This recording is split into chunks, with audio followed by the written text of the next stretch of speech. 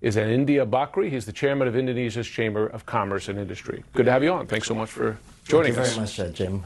So, first question for you, just in general. The administration talks about positive progress in negotiations with a number of countries.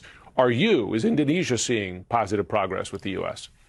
I think, Jim, we are very optimistic because currently we have trade surplus about $18 billion, 1/8, and for the purposes of importing oil and gas derivatives from somewhere else, we imported about $40 billion. So we think the government has a way to balance the trade. Now, the question for us from the Chamber of Commerce and Industry is how to enlarge the cake. So that's why we are here to meet our counterparts. So today we are meeting associations, also national export councils for soybean, wheat, and also dairy. We signed an MOU today because we know they want to export more to Indonesia, and we welcome that. On the other hand, we hope when the trade is balanced, we can sell more of the footwear, garment, also electronics. But also we want to show that we are rich on critical minerals. This is something that we can offer on the table because we feel the over-reliance to one country is not good for both sides. So $18 billion trade deficit here. What are the keys to getting?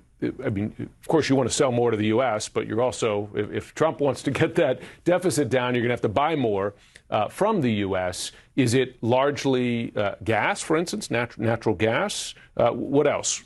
So I think with LNG and oil, especially LNG from Texas, Oklahoma, for example, that will be more than enough to balance the trade because, as I mentioned, $40 billion from somewhere else can be reallocated over here.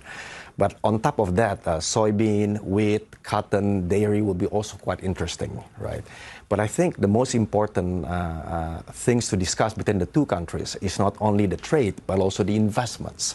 There are a lot of investments that already come to Indonesia, about $100 billion last year, half of it FDI. And we also welcome, actually, American companies to do that, and vice versa. We actually are looking into opportunities in the U.S. if such thing makes sense to build the global supply chain for Indonesia. If Trump, as you know, President Trump looks at trade deficits as being to America's disadvantage. He looks at it as almost like a company being in the red.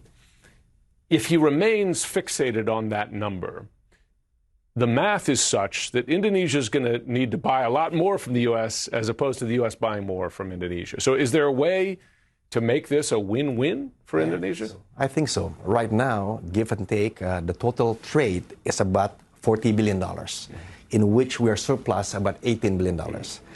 My estimate in 2 to 3 years that 40 will become $80 billion.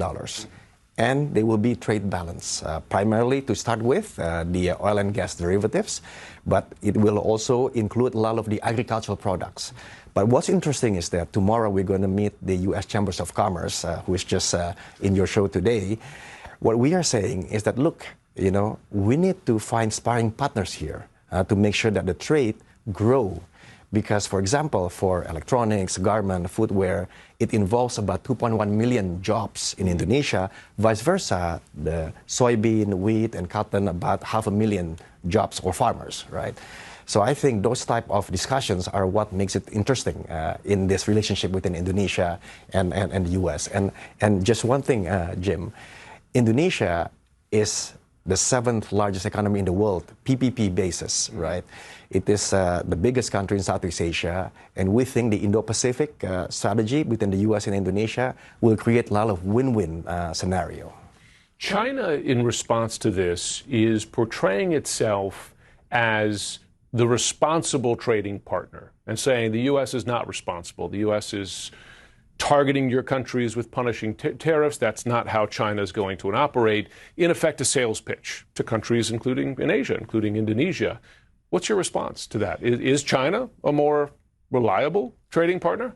Well, first of all, we are one of those countries which have no enemies in general, and we don't take sides. We are the biggest country of a non-bloc alliance since 50 years ago, and the same case right now. So we always want to build bridges within the two countries, whether that's the U.S. or China, because we think more trades, more investment is the better. Whether China has good relationship with us, sure. but we also have good relationships with the U.S., and we think we study from lower base, Jim. We have no FTA with the U.S., no limited FTA, no critical minerals agreement, and we have trade surplus. So we think if we fix the trade surplus, and by the way, rebalancing is not a bad thing in the world. It will create sustainability, right? Having said that, I think with the U.S., we can do a lot of things in investments, in trade, in R&D. Please remember that half of the cabinet in Indonesian right now, we see they are actually American grads, right? So there is a natural affinity for the U.S., and I think the people-to-people relationship can always be counted. Well, unless those student visas become harder to come by, we'll be watching that. And India Bakri, thanks so much for joining. We wish you good luck on the rest of your visit. Thank you.